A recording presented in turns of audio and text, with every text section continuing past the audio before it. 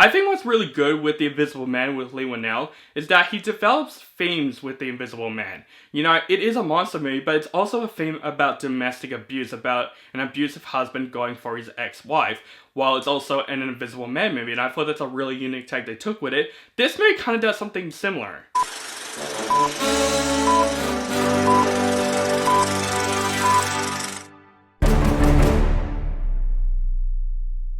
What is up, guys and horror fans? Welcome back to my channel.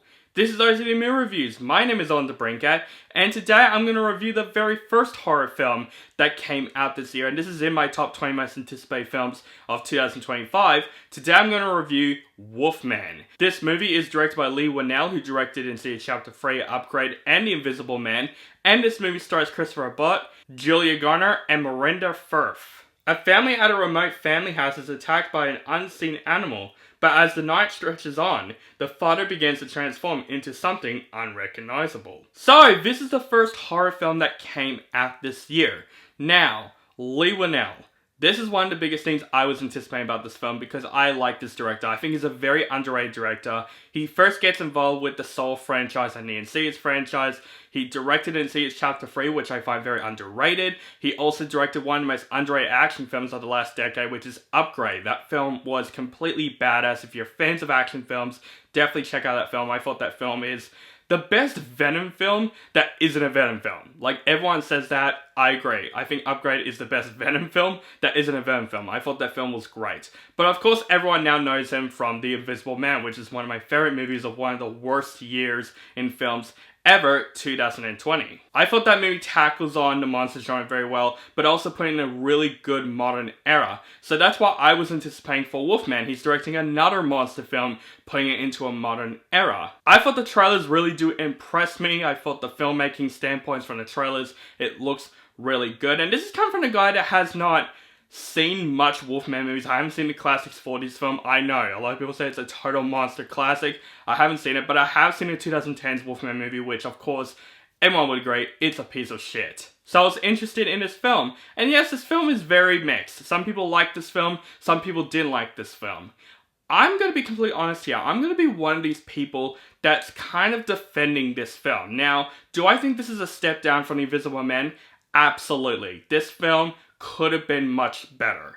But as a solid monster film, I really enjoyed Wolfman. I think what's really good with The Invisible Man with Leigh Whannell is that he develops themes with The Invisible Man. You know, it is a monster movie, but it's also a theme about domestic abuse, about an abusive husband going for his ex-wife, while it's also an Invisible Man movie, and I thought that's a really unique take they took with it. This movie kind of does something similar. This movie is about a family man that tries to protect his family from an unseen animal while slowly becoming the monster himself. And I thought that theme of the film is actually one of the best aspects of the film. I thought, in my opinion, it's developed very, very well. I think the acting in this film is fantastic. Christopher Abbott absolutely stole this movie.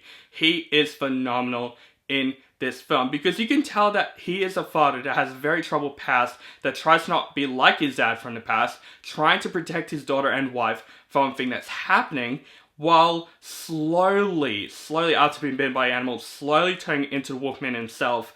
And it's one of the most tragic things about this movie, and you really feel bad for him in this film. Because you can see when he turns into the Wolfman, you can see through his emotional state that he doesn't want to be this monster. He really wants to protect his family the best he can, but there's going to be choices where he cannot because he's turning into something completely different. I thought that adds a really unique flair to this movie and adds some really good tension within the characters of the film. I also love Miranda Firth in this film as the daughter. I thought she is fantastic in the film. The chemistry between father and daughter in this film is actually really well developed in this film, and you love them two together, which makes this film much more tragic. Julia Garner is also really good in this film, but I do have a problem with her character and the flaws, but from acting wise, I thought she does a really good job in the film. The three of them together have a really good chemistry with one another. It's kind of like a broken family chemistry that tries to be together, but the situation that happens that tries to stop them. And I thought it's developed very well. But everyone agreed one of the biggest positives when it comes to this film is absolutely the cinematography.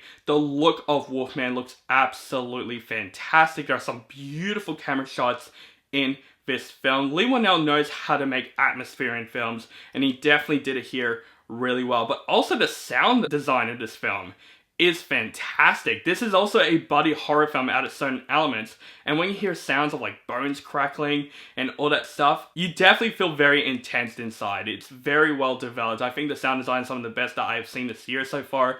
It is really, really chilling. The score of the film is also really good. Even the visual effects at a couple of moments is good. When you see the perspective of the Wolfman, his perspective of what he sees and what he hears, I thought it adds a really creative feel to the film. And I like that this film's also practical. Yes, the look of the Wolfman is all makeup, all practical, and it feels very fresh. We need more horror films with good practical effects because it adds a lot of great tension to it, and I thought the practical effects in this film is really well done. The design of Wolfman himself, I can understand some people's perspective from him saying he doesn't look wolf-like. I didn't mind the design. I don't hate it. It didn't bother me at all. But definitely the themes of this movie is one of the biggest things that really stand out throughout this movie. A father trying to protect his family while becoming the monster himself where he no longer can protect his family. And I thought that aspect adds a really unique flair to this movie. And it made this film very enjoyable for me. This is probably one of those films that I'm going to defend the critics for saying, oh yeah, it's one of those movies that I like that critics don't like, because I really do like what they did with this film. This film does have issues though. It's definitely a step down from The Invisible Man. It's not a perfect movie at all. I would definitely say this film could have been much better with the emotional stakes of the film. The film doesn't really explore that much of the emotional stakes in the film. This is definitely a horror film. It's not like The Invisible Man at all that it took its time exploring the emotional elements. This film does feel a little bit rushed. It definitely feels shorter than The Invisible Man was. I thought The Invisible Man was paced much more better than this film. This film definitely feels like, yeah, it's a simple, straightforward buddy horror film. There are some subplots in this film that I wish they could have explored a lot more, especially with Julie Garner's character. I thought her character is just completely wasted in this film. There's a subplot in the film where she doesn't connect well with the daughter as much as the father and daughter does because she's a workaholic, and the father's like, you need to connect more with the daughter.